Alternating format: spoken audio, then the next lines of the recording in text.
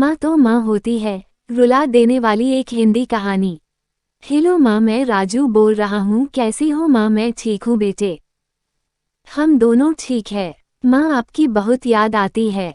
अच्छा सुनो माँ, मैं अगले महीने इंडिया आ रहा हूँ तुम्हें लेने। क्या? हाँ माँ, अब हम सब साथ ही रहेंगे। नीतू कह रही थी माजी को अमेरिका ले आओ, वहाँ अकेली बहुत परेशान हो रही होंगी। हेलो, सुन रही हो माँ? हाँ हाँ बेटे। बूढ़ी आंखों से खुशी की अश्रुधारा बह निकली। बेटे और बहू का प्यार नस नस में दौड़ने लगा।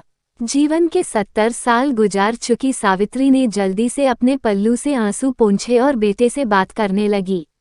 पूरे 2 साल बाद बेटा घर आ रहा था।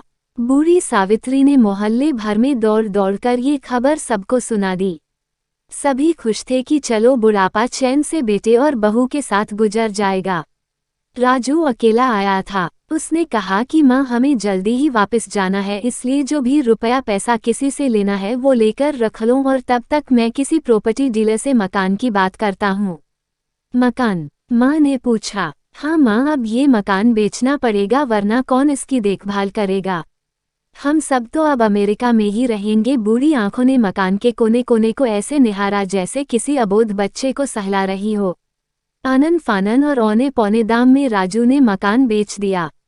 सावित्री देवी ने वो जरूरी सामान समेटा जिससे उनको बहुत ज्यादा लगाव था।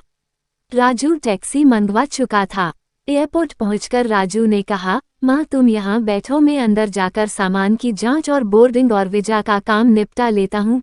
ठीक है बेटे। सावित्री देवी वही पास की बेंच पर बैठ गई। काफी समय बीत चुका था। बाहर बैठी सावित्री देवी बार बार उस दरवाजे की तरफ देख रही थी जिसमें राजू गया था, लेकिन अभी तक बाहर नहीं आया।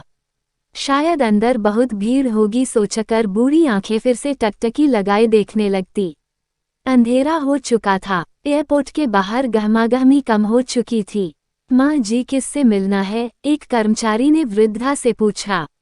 मेरा बेटा अंदर गया था टिकट लेने।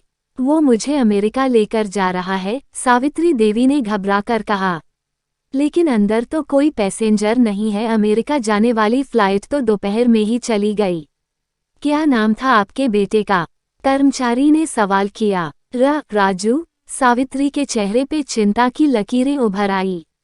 कर्मचारी अंदर गया और कुछ देर बाद बाहर आकर बोला, माँ जी, आपका बेटा राजू तो अमेरिका जाने वाली फ्लाइट से कब का जा चुका। क्या? वृद्धा की आंखों से आंसुओं का सैलाब फुट पड़ा। बूढ़ी माँ का रोम रोम कांप उठा। किसी तरह वापस घर पहुंची जो अब बिक चुका था। रात में घर के बाहर चबूतरे पर ही सो गई। सुबह हुई तो दयालु मकान मालिक ने एक कमरा रहने को दे दिया। पति की पेंशन से घर का किराया और खाने का काम चलने लगा। समय गुजरने लगा। एक दिन मकान मालिक ने वृद्धा से पूछा, माँ जी, क्यों नहीं आप अपने किसी रिश्तेदार के यहाँ चली जाए? अब आपकी उम्र भी बहुत हो गई, अकेली कब तक रह पाएंगी? हाँ चली तो जाऊं, लेकिन कल को मेरा बेटा आया तो यहाँ फिर कौन उसका ख्याल रखेगा? आँख से आंसू आने लग गए दोस्तों।